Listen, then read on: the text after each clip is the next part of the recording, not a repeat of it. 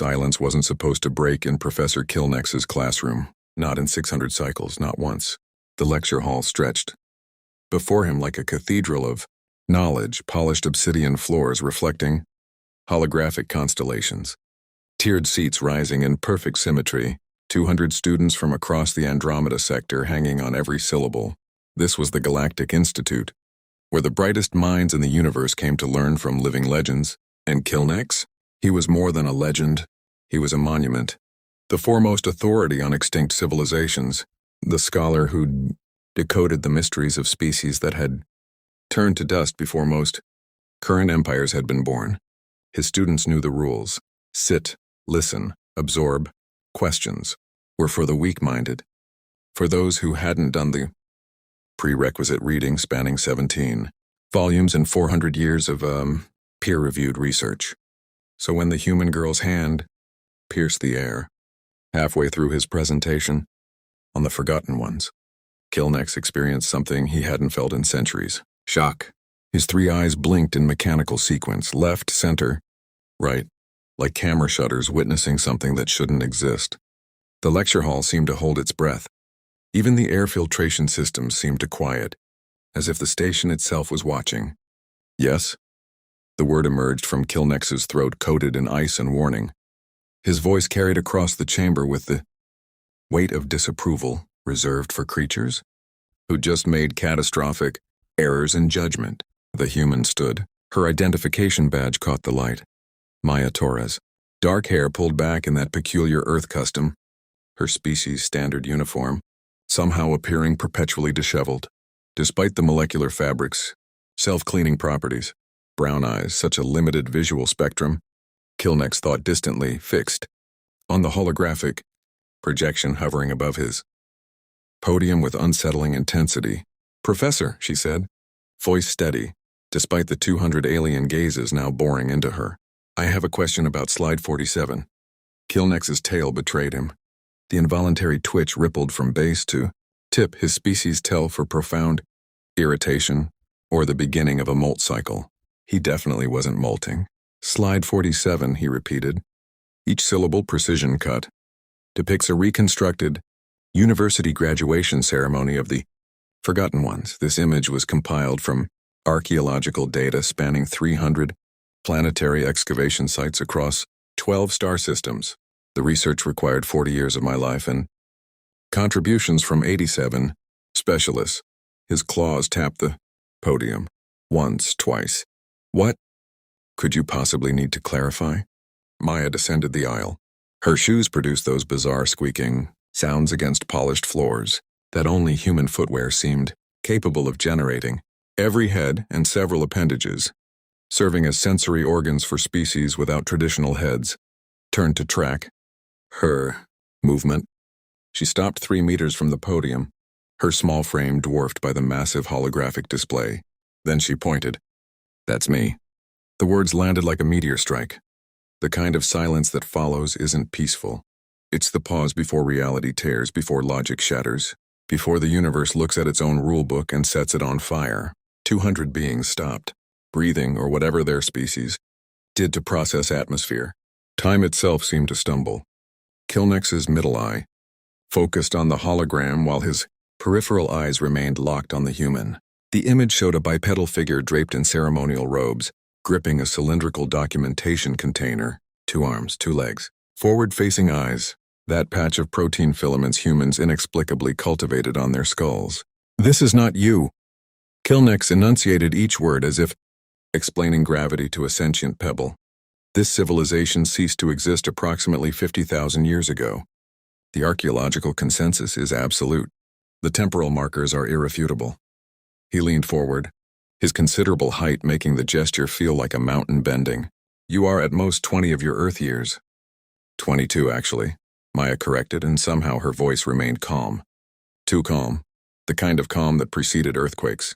And that's literally my graduation photo from UC Berkeley. I received my anthropology degree 3 years ago. I remember that day because it rained. My mother wouldn't stop crying. And my little brother kept making obscene gestures during the ceremony. A student near the back, a Chlorian with auditory organs sensitive, enough to hear solar Winds emitted a sound their species used for expressing delighted disbelief. Others joined in. Tentacled beings from Sigma Octantis created bubbling harmonics. Silicon-based life forms produced sounds like wind chimes in a hurricane. But Kilnex didn't laugh. His claws extended, scraping microgrooves into the podium's surface. "Miss Torres," he said, his voice dropping into registers that vibrated in human chest cavities. "I understand your species has a peculiar relationship with humor. However, this is a sanctioned academic institution operating under Galactic Educational Protocol. 7. The Forgotten Ones vanished from existence millennia before your species. Developed written language before you had fire. Maya produced her personal datapad, Earth technology, laughably primitive by galactic standards but functional." "Can you display this on the main screen?" "Absolutely not." "Please." Something shifted in her tone, not pleading, not demanding, just certain. The bone-deep certainty of someone who knows. The sky is blue, that water is wet, that 2 + 2 = 4, regardless of which language you count in. It'll just take a second. Kilnex's 3 eyes narrowed. Against every instinct screaming in his highly evolved brain, against 6 centuries of academic protocol, he activated the screen-sharing connection. Maya's photograph materialized on the massive holographic display. The image showed her in a black robe, wearing that ridiculous flat hat with a decorative tassel, clutching a rolled document. Behind her stood a building with columns. Above her, a banner, UC Berkeley class of 2089. Kilnex pulled up slide 47. The 2 images appeared side by side. Identical. Not similar. Not close. Not bearing a resemblance to. Identical. The same pose. The same angle.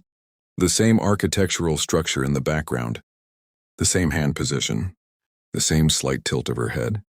The only differences: resolution degradation and color decay, consistent with 50,000 years of data corruption. The lecture hall exploded. Students erupted into chaos across 17 languages and 42 communication methods. One of the crystalline students accidentally emitted a resonance frequency that made every being with calcium-based skeletal structure feel like their teeth were vibrating loose. Someone knocked over chemical nutrients, creating a purple puddle that began eating through the floor. "Order!" Kilnex's voice boomed through the chamber like a sonic weapon. "Order!" The noise collapsed to murmurs. Kilnex's mind raced through impossible scenarios. Hoax? No. The archaeological data had been verified by dozens of independent teams, spanning 4 decades. Coincidence? The mathematical probability was so microscopically small it didn't deserve consideration. Time travel? The temporal physics were completely wrong.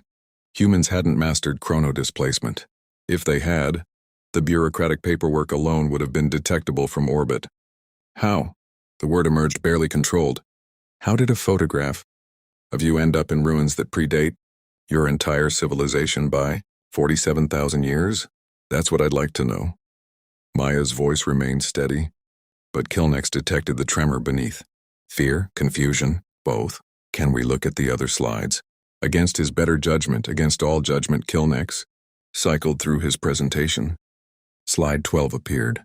He'd labeled it Domestic Habitation Architecture, Forgotten Ones. Circa 48,000 BCE. The image depicted a dwelling, structure with a triangular roof, rectangular windows, and a paved area containing a mobile transport vehicle. "That's my house," Maya whispered. "Well, my parents' house in Sacramento. That's my dad's car in the driveway." The room temperature seemed to drop 10 degrees. Slide 23. Nutrition Preparation Facility. "That's a Starbucks." Maya's laugh sounded slightly hysterical. "I worked there during summer break. That burn mark on the counter, that happened when Marcus forgot to purge the steam wand before frothing milk. We got written up for it." Slide 19. Recreational gathering space. A large field with white boundary markings and rectangular goals at opposite ends. "That's the soccer field from my high school." Maya's voice cracked slightly. "I scored the winning goal there during junior year championship. Bottom right corner of the net." The goalkeeper dove left. Slide 23, Nutrition Preparation Facility. "That's a Starbucks." Maya's laugh sounded slightly hysterical. "I worked there during summer break. That burn mark on the counter, that happened when Marcus forgot to purge the steam wand before frothing milk. We got written up for it. With each identification, the classroom atmosphere transformed. Students leaned forward, neural implants recording everything. Kilnex saw in his peripheral vision that someone had started live streaming to the entire institute. The viewer count climbed, 3,000, 10,000, 50,000, climbing exponentially. "This is impossible," Kilnex said, but his voice lacked conviction. He'd spent 600 years studying the impossible and reclassifying it as improbable but documented. "Can I see all the artifacts you've collected?" Maya asked. Every instinct Kilnex possessed screamed to refuse. To shut down the lecture, file a report with the academic board. Let someone else handle whatever reality-breaking madness was unfolding. But he'd built his reputation on intellectual courage and scientific integrity. He wasn't about to abandon those principles, because a human undergraduate was making him profoundly uncomfortable. "Follow me," he said. The walk to the xenoarchaeology vault required passing through 3 security checkpoints and ascending 4 sub-levels. Maya followed. The entire class followed Maya. Then students from other classes. Then professors. Then maintenance staff who'd heard something extraordinary was happening. By the time they reached the vault, over 300 beings trailed behind them like the universe's strangest pilgrimage. The vault doors opened with a pneumatic hiss that echoed in the sudden silence. Inside, rows upon rows of preservation fields held artifacts from the forgotten ones. Kilnex had spent decades collecting them, cataloging them, piecing together fragments of a civilization that had spread across the stars and then vanished without explanation, leaving only traces of their existence scattered across hundreds of worlds. Maya walked slowly down the first aisle. Her hand rose to her mouth. "Oh no," she whispered. "What?" Kilnex demanded. "What is it?" "These are my things." Her voice barely qualified as sound. "These are all my things." She stopped at a preservation field containing what the label described as ceremonial textile unknown purpose. "Circa 47,000 BC. That's my hoodie," Maya said. "From spring break in Cancun. I thought I lost it. There's a coffee stain on the left sleeve, see it? Right there. I spilled an iced latte on the 3rd day. Next display, primitive data storage device. My phone. That crack in the screen, I dropped it getting off the bus sophomore year. Next, personal grooming implement. My toothbrush. The purple one. I bought it at Walgreens. Next, decorative artifact with sentimental significance. Maya's breath caught. My grandmother's necklace. She gave it to me before she died. Her hand reached toward the preservation field, stopped by the energy barrier. Tears formed in her eyes, catching the sterile vault lighting. "I don't understand," she whispered. "How is this happening?" Kilnex felt the ground shifting beneath everything he knew.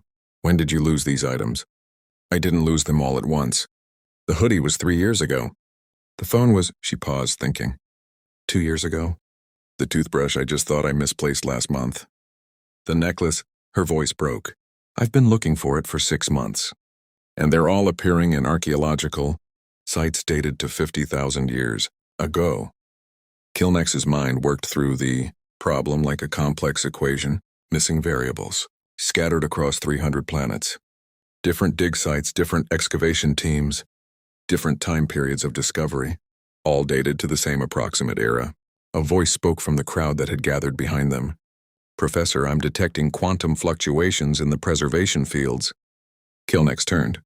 Vexari, one of his doctoral students, a being of pure energy who communicated through light, pulses, was scanning the artifacts with specialized equipment. "What kind of fluctuations?"